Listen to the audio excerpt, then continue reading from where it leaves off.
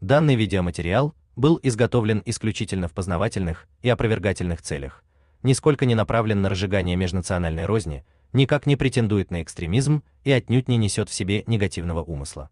Приятного просмотра! Джейрах – это историческая область в Ингушетии и частично в Северной Осетии.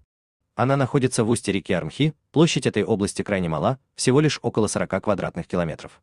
Здесь находятся 3 населенных пункта – Джейрах, Фурта-ВГ и Эзми, причем последнее село находится в составе Осетии с момента выселения ингушей в 1944 году. Эта область, богатая средневековыми башнями, является исторической родиной ингушского тейпа Джейрахой, который в исторических источниках известен под именем джейрахцев. Джейрахцы состоят из 5 фамилий – Цуровых, Льяновых, Боровых, Ахриевых и Хамадхановых. В последнее время осетины начали нагло фальсифицировать историю, говоря о том, что якобы Джейрах – это историческая земля осетин, и что ингуши-джейрахцы – это ассимилированные осетины. Осетинские псевдоисторики уже не понимают, когда надо остановиться в сочинении своих сказках. Но в этом ролике мы по порядку разберем их ложь. Начнем с первого их аргумента, с Леонида Семенова, который пишет, что джейрахцы Цуровы и Хамадхановы происходят из осетинского села Тминикау. На этом основании осетины говорят, что Цуровы и Хамадхановы осетины по происхождению, но это не так, и вы сейчас поймете почему. Посмотрим, где находится село Тминикау. Оно находится в Тагаурии, неподалеку от Даргавса и Санибы. Теперь посмотрим, кому исторически принадлежали эти земли. В книге «Проблема этнографии осетин» в статье осетинского историка, доктора исторических наук Виталия Тмиенова под названием «Несколько страниц из этнической истории осетин». На странице 124 сообщается, что ингуши проживали в Тагаурии, Куртатинском и Санибанском ущельях. Еще в 20-е годы Леонидом Семеновым было записано осетинское предание, согласно которому в Тагаурии и Куртатинском ущелье некогда жили ингуши.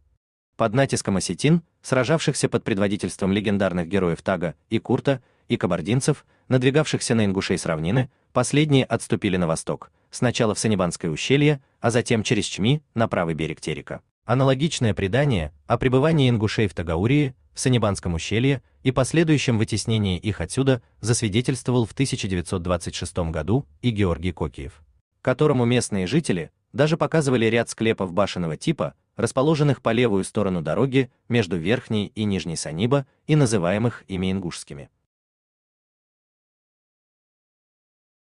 В газете «Терские ведомости» в выпуске за 28 марта 1893 года приводится предание о 2 осетинских братьях Тага и Курте, и также отмечается, что ингуши раньше жили в Даргавском ущелье. У оставшихся после него 2 сыновей, Курта и Тага, было по ручному соколу, для охоты, к которой они чувствовали большое пристрастие. Однажды, во время охоты, сокол Курта растерзал сокола Тага, который счел это за дурное для себя предзнаменование. Он думал, что то же самое может случиться и с ним, если он останется с Курта в Валасихе. А потому бежал оттуда в Даргавское ущелье, где в то время жили ингуши. Выгнав ингушей из ущелья, он расположился там жить. Курта же остался жить в Валасихе, а потому и само ущелье носит название Куртатинского. Научная статья кандидата исторических наук Акиевой Пятимат Хасолтовны под названием «Этнополитическая организация ингушских территориальных обществ в период позднего Средневековья до конца XVIII века». На странице 15 этой статьи приводятся следующие суждения. Леонидом Семеновым, Георгием Кокиевым были зафиксированы предания об ингушах, населявших Санибанское и Куртатинское ущелье, о пребывании ингушей в Тагаурии и последующем вытеснении их отсюда. Об этом же свидетельствуют данные экспедиции 1882 года.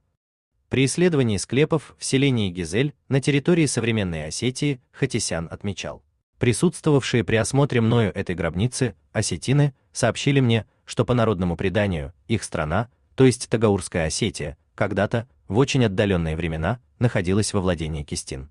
Под кистинами тут несомненно подразумеваются ингуши. На данной карте приводится локализация вышеперечисленных ущелий, расположенных на территории Северной Осетии. Вдоль нынешней административной границы между Северной Осетией и Джейрахским районом Ингушетии находится Дарьяльское ущелье.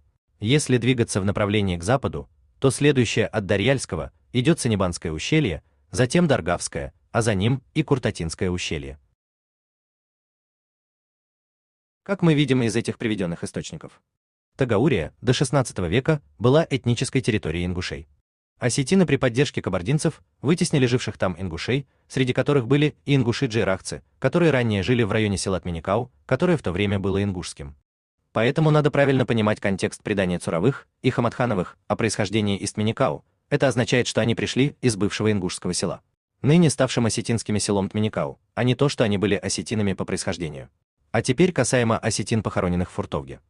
На самом деле, у ингушей нет предания о том, что в Фуртовге были похоронены именно осетины. Биба Ахриев, житель села Фуртовг, говорил о том, что там похоронены джолты, а то, что джолты – это осетины, это лишь предположение самого Семенова. Ингуши в своих преданиях никогда не называли осетин джолтами, как опишет Чах Ахриев, джолтами ингуши называли греков. Следующий момент – это то, что джейрахцы раньше знали осетинский язык. Действительно, джейрахцы раньше знали осетинский язык, но отнюдь не из-за того, что они были осетинами по происхождению. Знание осетинского языка джейраховцами объясняется следующим фактором. Осетинский историк Марзоев в своем труде «Родственные связи осетинской и ингушской аристократии» отмечает, что практически все родоначальники фамилий ингушей-джейрахцев были женаты на осетинках, дочерях осетинских алдаров. Поэтому потомство от таких браков было двуязычным, то есть говорили и на ингушском, и на осетинском языке, из-за матерей, бабушек-осетинок.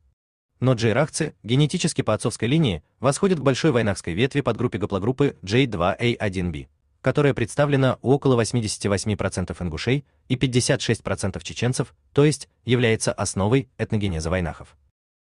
Осетины также ссылаются на Гюльденштетта, который причислил округа Эзми и Джейрах к осетинским.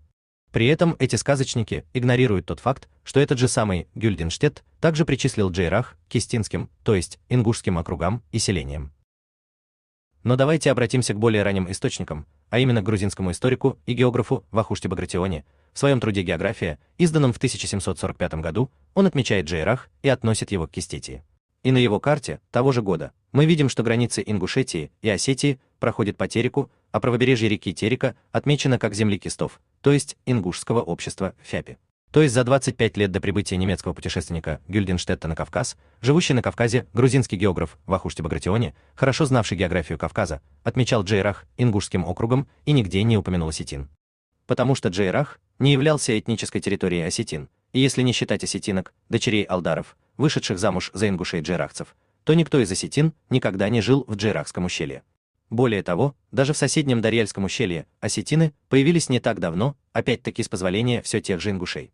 Об этом пишет немецкий путешественник Клапрот в 1808 году, который, кстати говоря, все это писал из уст осетин фамилии Слонати, живущих в Дарьяльском ущелье, у которых он на тот момент находился в гостях, и даже составил их генеалогическое древо, так что этот источник можно считать достоверным.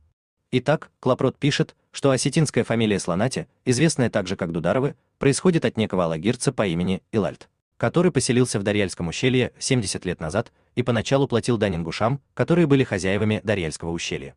Если Клапрот писал это в 1808, то получается, что этот самый Илальт, являвшийся первым осетином, появившимся в Дарьяльском ущелье, поселился здесь только в 1738 году, и притом платил ингушам арендную подать, потому что на тот момент они были хозяевами этого ущелья.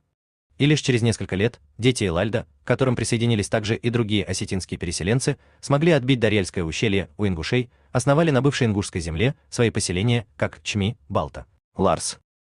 Для тех, кто еще не верит, что до 1738 года не то чтобы в Джейрахе, а даже в близлежащем Дарьяльском ущелье не было ни одного осетина, я покажу фрагмент карты 1733 года.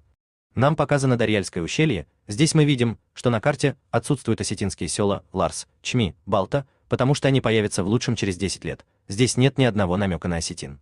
При этом обратите внимание на реку Армхи. А теперь взгляните внимательно и ответьте на вопрос. Видите ли вы где-то здесь осетин? Или хоть какой-нибудь намек на них? Лично я вижу только одну надпись над Джейрахом. Река Черех, на которой находится 40 деревень, называемых Кистин.